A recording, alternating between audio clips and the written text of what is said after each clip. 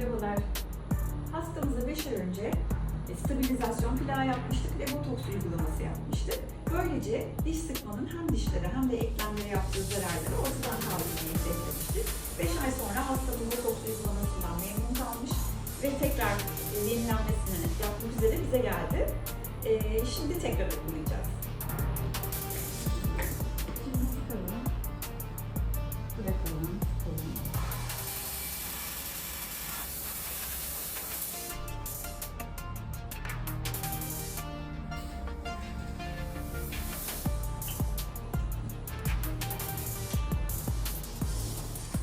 Yeterli herhalde.